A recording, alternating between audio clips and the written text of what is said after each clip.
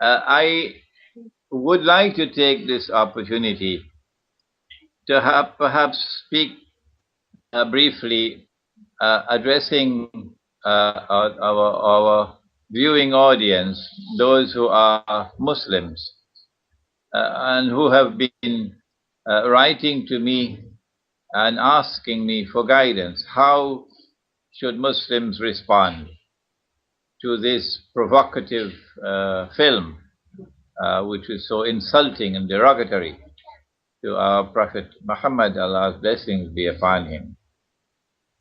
And my response is that a Muslim never acts in a haphazard, in a wild manner, simply bursting out and acting violently in a manner which looks like dancing to Dajjal's tunes.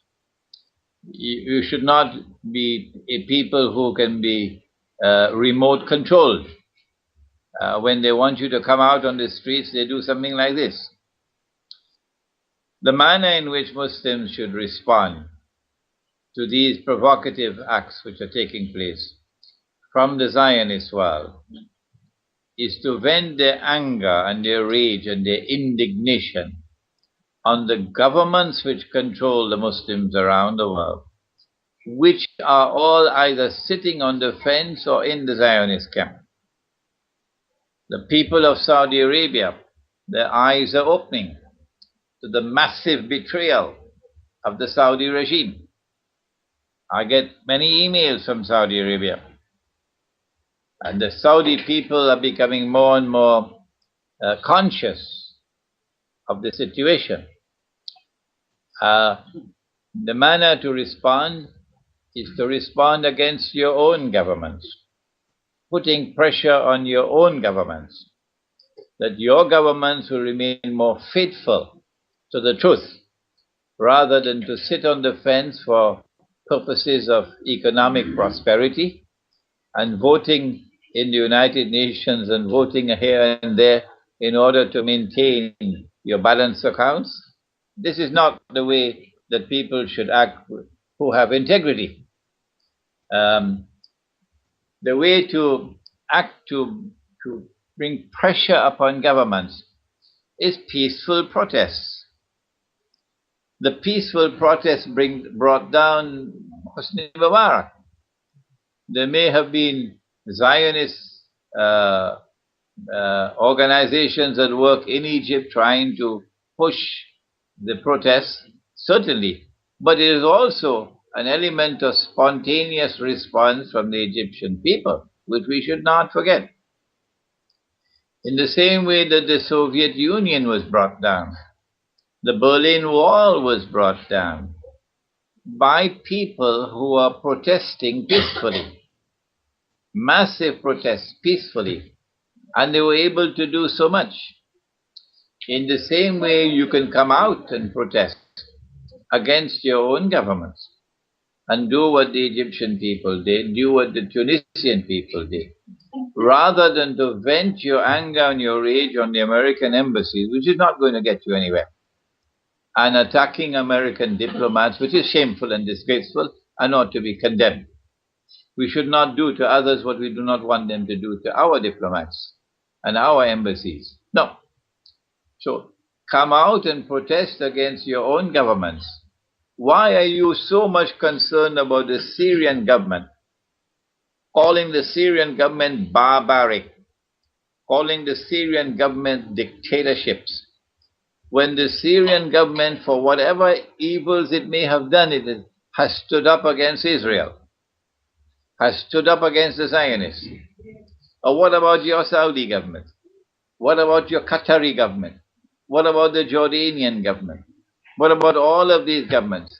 What about the Pakistani government, which for 10 years has opened Pakistan's territory for NATO transshipment of supplies and ammunition to kill innocent Afghan people? Is this not shameful conduct on the part of the Pakistan government? Should those Pakistani people who permitted this, government officials who permitted this, Should they not be held to account? So come out on the streets and demonstrate peacefully to show your anger and your rage against your own governments, rather than respond to the film by attacking American institutions. No. You are gifted with insight and guidance. I don't know what to go from here. I thank you. It is overwhelming. Well, I hope and pray that my assessment is correct, Maurice, that we will not have any wars for the next 2-3 months. I hope and I pray. But we must prepare ourselves either in December or in the early months of next year, that if Romney becomes the president, the American people must know in advance. I hope they listen to me. Romney is going to do what the Zionists want him to do, and what Barack Obama has not been prepared to do so far. Romney will lead the charge against Iran, against Pakistan, against Syria, and in so doing, he's going to make the distinct possibility of nuclear war become an actuality. If nuclear war takes place, it is the first time in human history. It will be the first time in human history that two opposing forces will have attacked each other with nuclear weapons. Never before in human history. If that war were to take place, the American people must know that America's cities and Canadian cities are all going to be destroyed. What is going to be left of the United States and America after such a war will be devastation. Europe is going to face the same fate, because these are nuclear weapons, and these are thousands of nuclear weapons. The world which is going to be left after that nuclear war is a world that the Zionists, who of course will survive nuclear war because they have their underground cities already built, the world that's going to be left after that nuclear war will be a world that Israel can rule over more easily than the world that now exists. So when you go and elect Romney as president, you're preparing the way for the nuclear war that will destroy the United States of America and Canada. Well, I mean, the elections are fixed. If they want Romney in, Romney will be in. That's right. And one final comment, if I may, and that is that this is Islamic scholarship offering this kind of analysis. Islamic scholarship could not offer this kind of analysis if Prophet Muhammad, Allah's blessings be upon him, was not indeed the true prophet, and if the Quran was not indeed the true word of the one God. So as we move towards Armageddon, it should become more and more clear to people in the Western world that they do need to take another look at the credentials of the man named Muhammad, who says that he is a divinely appointed messenger of the one God, and not some fake, not some false prophet. Take a look once again at the Quran, from which has emerged Islamic eschatology. Who am I to be saying that Israel wants to rule the world?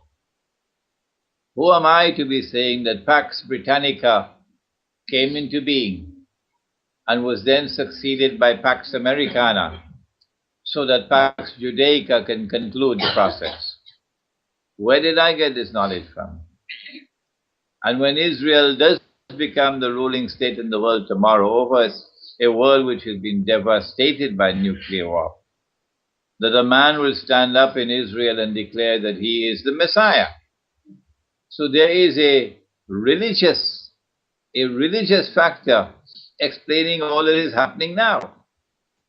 When he stands up in Israel and declares, I am the Messiah, we from the world of Islam will look at him in the eyes and say to him, no, you're the false Messiah.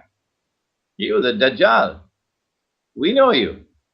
And then the true Messiah will come back. We from the world of Islam, we have this belief, based on the Quran and based upon what the Prophet said, that Jesus will return. And when he returns, he's going to put an end to this false Messiah, and he's going to rule the world. This is Islamic eschatology. Truth will now triumph over falsehood and over all rivals, and justice will triumph over all oppression. This is Islamic eschatology, and we would like to commend to our viewing audience that they take a look at the credentials of the Quran and the credentials of the man named Muhammad. Allah's blessings be upon him. My book entitled Jerusalem in the Quran, can someone hand me a copy, please? My book entitled Jerusalem in the Quran, I would like to offer as a textbook on Islamic eschatology, explaining the subject. Jerusalem in the Quran. I don't know whether you've seen this book, Morris. Are you getting it here? No. Lift it up, please. Lift the book up. Yes. Yes, we see it very clearly. Well, send me your mailing address so I can mail you a copy. It will be a pleasure. There you are. So we have our instructions. I'd like to thank you for being inspiring. With all the doom and gloom, there is hope. I think Islam is marvelous. Everything I hear about it. I mean, I should think a lot of people could say that maybe are not followers or believers or practicing Islam. I think the laws make sense. Well, I'm glad that you responded in this way to my denunciation of those who attacked the American ambassador and killed him. I denounced them in the most powerful language I can possibly denounce as barbaric, and that this is a blemish on the fair face of Islam. It has nothing to do with the religion of Islam. We will escort a foreign ambassador, escort him out of our territory if we do not want him, but we will not harm him. No, once you are a foreign ambassador in our territory, we respect your diplomatic privilege. Well, karma is not an Islamic concept, or is it? Pardon me? Karma? Oh, karma. Cause Karma. and effect. I mean, these very people that took him out are the people he created, so to speak. Oh, this is a case of the chickens coming home to roost, huh? Yes. Yeah, these are John McCain's boys. John McCain's boys. He's the one who stood with them proudly in Benghazi, I believe. He went to Benghazi and he stood with them. These are his boys. So they created the monster, and the monster then turned upon them. I don't think the monster turned upon them spontaneously at all. I think this was all pre-planned, and the ambassador was lured to Benghazi so that they could attack the embassy with him in the embassy or the consulate.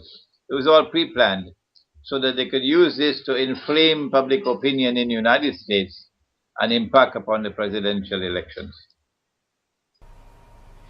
Pretty clever people for calculating. Manipulating us all into war after war.